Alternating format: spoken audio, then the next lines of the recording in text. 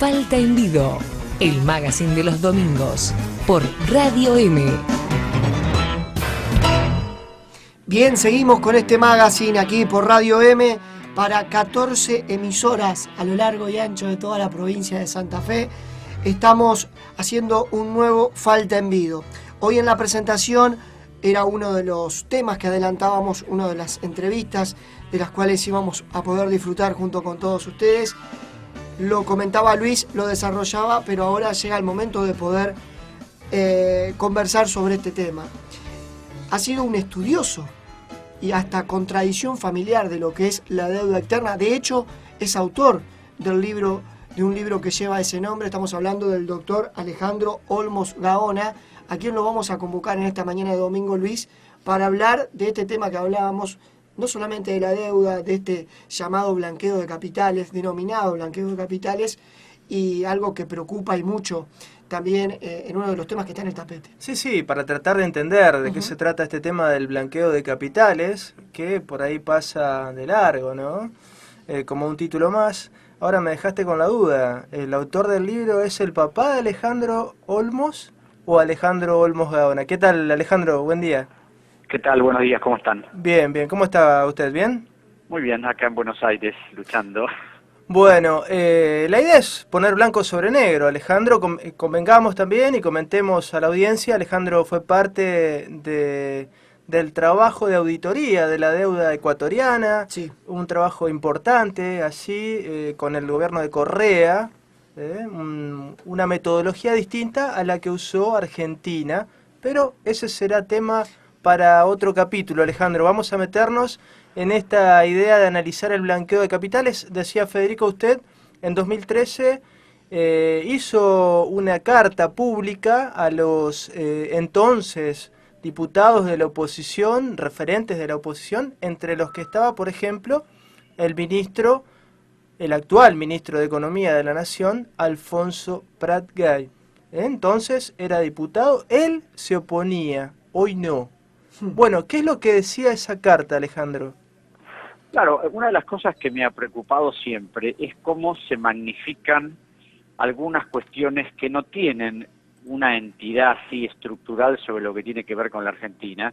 Y en ese momento, el actual ministro Prat Gay, junto con otros legisladores, cuando el gobierno de Cristina Kirchner propuso el tema de blanqueo, ellos se opusieron porque decían que eso era premiar a los delincuentes, a los evasores, a los que no declaran su patrimonio. Hoy se ve que ha cambiado de idea. Y esto de los blanqueos es una vieja historia de la Argentina porque, bueno, acá ha habido muchos blanqueos que ha servido para que algunos regularicen algo, no todo, porque, por supuesto, los grandes evasores, por más que haya blanqueos, si no les interesa porque saben cómo tienen bien guardada la plata. Pero lo que yo además decía en esa carta es que me preocupaba que se hablara de sujetos como Lázaro Báez o Cristóbal López, que por supuesto, si han cometido delitos tendrán que ser juzgados por la justicia, y que ellos hablaban exclusivamente de estas personas, pero omitían en forma contundente a personas que sí realmente defraudaron al país, no como lo puede haber hecho López o Báez, sino que le crearon grandes problemas a la Argentina a través de la constitución de su deuda externa. Pero además de eso, de la constitución de una monstruosa deuda privada que había sido estatizada, que los gobiernos constitucionales habían pagado y que, por supuesto, nadie quiso nunca cuestionar.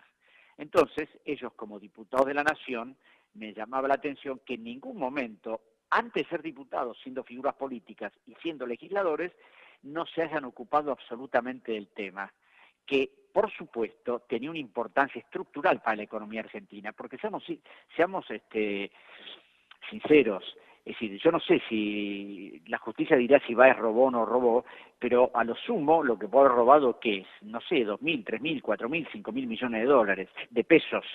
Aquí estamos hablando de miles de millones de dólares que la Argentina viene pagando desde 1982 y que ninguna figura política, salvo excepciones, ha querido cuestionar. Entonces me parecía que era una verdadera incongruencia y por eso me pareció que esa nota era actual, porque el actual ministro propone un blanqueo, antes se oponía, ahora de alguna manera tiene políticas para seguir refinanciando la deuda que por supuesto yo creo que es una de las estafas más descomunales que ha tenido la historia económica del país. Sin duda, sin duda. Es un problema de dimensionamiento, Alejandro, ¿no? Son números muy abultados, pero también se oculta, como usted dice, no solo en el sistema político, sino también en los medios, dimensionar de qué estamos hablando. Porque pasemos en limpio, y Alejandro nos puede corregir, la deuda pasó de alrededor de 8.000 millones de dólares en el último gobierno democrático previo a la dictadura militar de 1976, el gobierno del peronismo, 8.000 millones de dólares, a unos 40.000 más o menos, un poquito más quizás, cuando asume Alfonsín. O sea, se quintuplicó, se multiplicó por 5, ¿no? Con maniobras fraudulentas de todo tipo, investigadas por el papá de Alejandro Olmos, que en una investigación emblemática para la historia nacional. Y bueno, estos delitos... Contra Martínez de Oz, que le presentó también. Sí. Martínez de Oz y muchos más. Sí, sí. Y estos delitos, como dice Alejandro en esta carta, quedan de lado, ¿no? En la discusión del sistema político. Entonces, seguimos pagando una deuda ilegítima, ilegal, ¿no? Es un tema recurrente. Sí, no, además lo grave es que la mitad de esa deuda, que eran casi 45.000 millones, era deuda de empresas privadas que el gobierno tomó como suyas, empresas que nunca le devolvieron al Estado la plata que el Estado había pagado por ellos. Entonces, la gravedad es extrema porque, por ejemplo, tenemos empresas como Sideco Americana y Fiat Sebel, que eran del grupo Macri, es decir, del cual era accionista y director el actual presidente de la República. Lo que pasa es que acá hay una concertación de complicidades y entonces nadie quiere hablar de esto. Los medios, por supuesto, no pueden hablar porque La Nación y Clarín son accionistas de Papel Prensa y Papel Prensa tuvo avales del Estado que nunca pagó, junto con otras empresas que tampoco pagaron esos avales. Entonces, naturalmente, es decir, son parte interesada en que nada de esto se conozca. Porque acá, y esto yo lo he sostenido varias veces, hay una falta absoluta de respeto al orden legal, entonces las cosas se acomodan de acuerdo al interés del gobierno de turno, ¿no? Claro, claro. Sí, Alejandro, yo lo leía en distintas entrevistas y en distintas cuestiones a las cuales se ha pronunciado usted, y lo citaba en un párrafo, en unas declaraciones donde de 2001 a 2006 el país no pagó deuda y bueno, precisamente fue uno de los periodos donde el país presentó un crecimiento, ¿no? Claro, porque con esta falacia es de que yo insisto, que no pasa una nada, deuda, sino, claro. Uno tiene que pagarla Uh-huh. si la debe, pero si no la debe, Claro. no tiene por qué pagarla. Yo precisamente ahora, cuando se dictó la ley que permitió el pago a los buitres, Uh-huh. me invitaron a exponer en el Senado y yo les dije claramente a los senadores, señores, aquí se está negociando el delito, se está reconociendo deudas francamente delictivas, al extremo de que el ministro Alfonso Pardgay, es decir, autorizó acuerdos, no ya solo con los que nos habían ejecutado en el juzgado de Griesa, sino con otros que no habían hecho juicio alguno y que estaban esperando ahí para cobrar. Uno de los casos más patéticos es que uno de los acuerdos que firmó Luis Caputo como secretario de Finanzas de la Nación se hizo en una hoja de agenda hecho a mano por el cual se le reconoció a uno de los buitres 848 millones de dólares. Como la servilleta, la famosa servilleta de Corach, Exacto. ¿no? Aquí uno tiene que hacer una hipoteca por 10.000 pesos y tiene que hacer una escritura pública de escribano. Pero acá parece que un reconocimiento de deuda de casi 900 millones de dólares se puede hacer una hojita así a mano. Total, si estamos acordando con eso, si somos dos caballeros y por supuesto nadie va a cuestionar este tipo de prolijidades. Lo que pasa es que la plata no sale del bolsillo de Caputo, en gran parte. Sale del pueblo argentino. La plata sale del pueblo argentino, entonces lo más increíble de ese documento y ese acuerdo, como no tenían seguridad sobre la exactitud del monto, pusieron 842 o 848. Total 6 millones más, 6 millones menos, es decir, ellos no lo pagan. Claro, claro.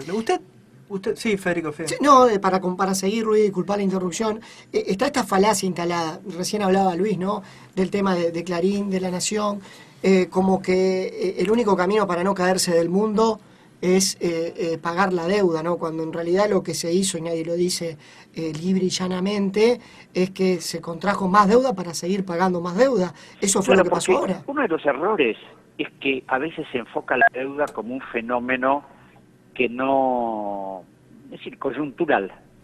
Y hace poco yo leí a Slavoj Žižek, que es un filósofo bastante conocido, que hablaba de que la deuda es parte del sistema, o sea, es decir, no es una cuestión de un gobierno, no. El sistema actual permite, es decir, que esto se estructure de esa manera y que para que el sistema funcione, los países tengan que endeudarse, los países periféricos, en beneficio de los grandes grupos financieros. Es decir, esta es una realidad evidente.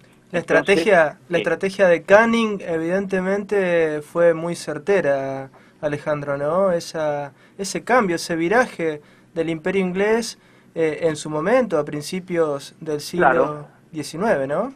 Es decir, la idea es, vamos a controlarlos económicamente porque políticamente es muy complicado, nos exponemos demasiado, pero con el control económico hacemos lo que queremos.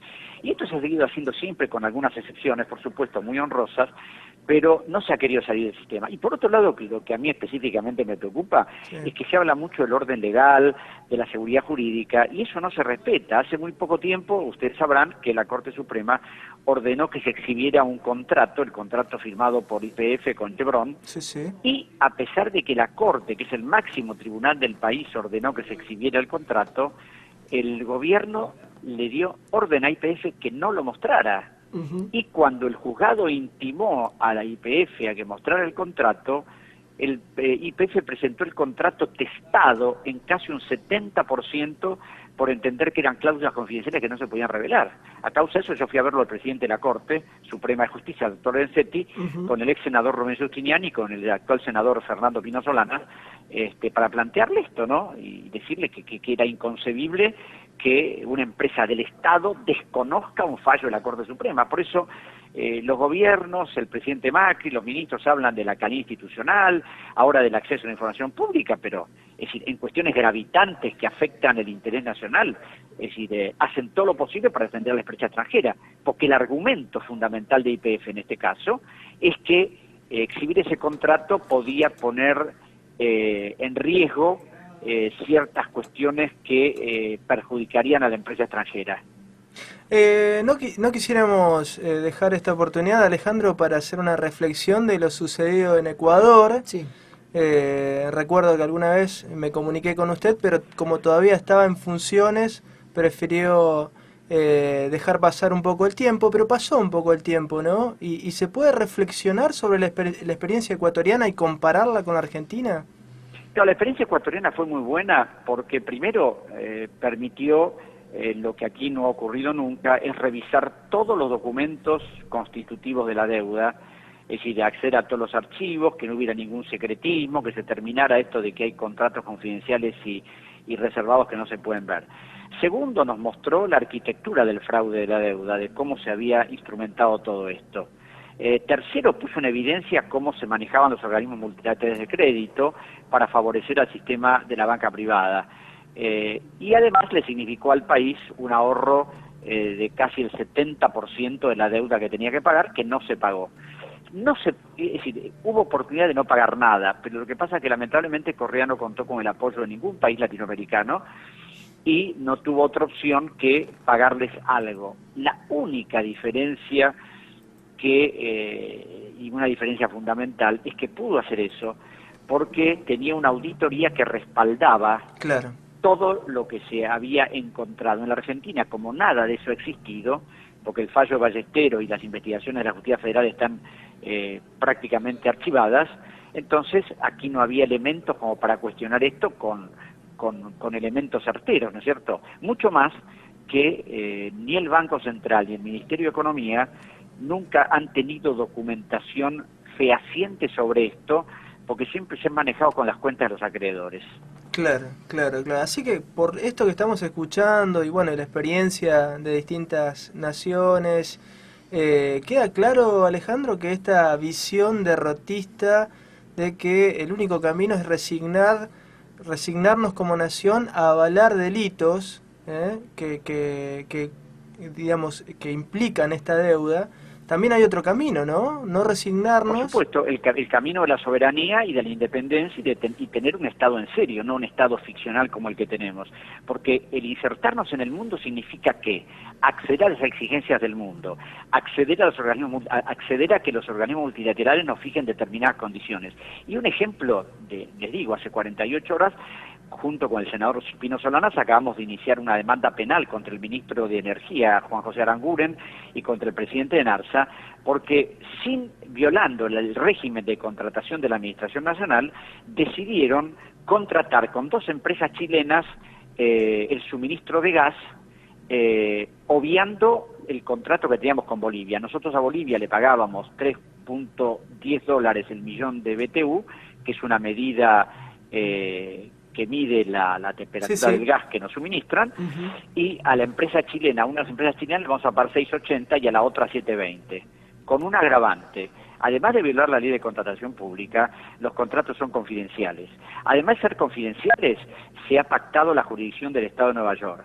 Además de pactarse la jurisdicción del Estado de Nueva York, hubo que pagar, en el caso de Solgas, Sociedad Anónima de Chile, pagarle al contado porque, según declaraciones del presidente de NARSA, la empresa chilena no confiaba en las cartas de crédito del Banco de la Nación Argentina ni las empresas argentinas. Es decir, ¿es posible llegar a ese grado de sometimiento?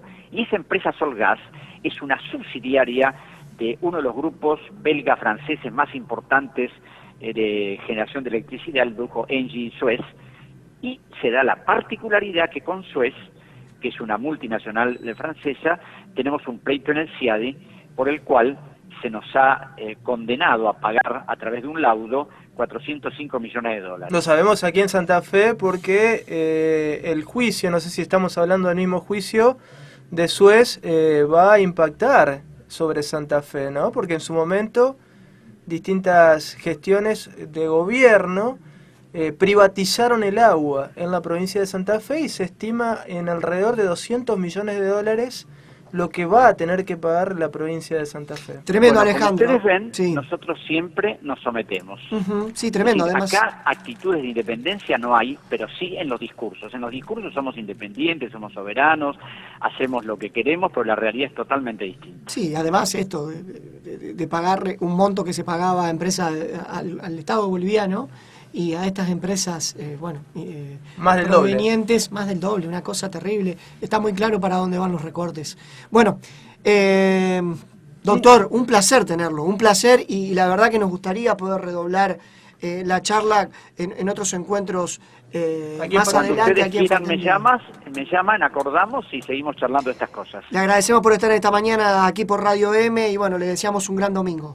Bueno, igualmente para ustedes, un abrazo. Gracias. El abrazo. doctor Alejandro Olmos Gaona, un gusto que nos dimos en la mañana de Falta en Vido. Estamos haciendo el magazine hasta el mediodía, hasta las 12 con ustedes.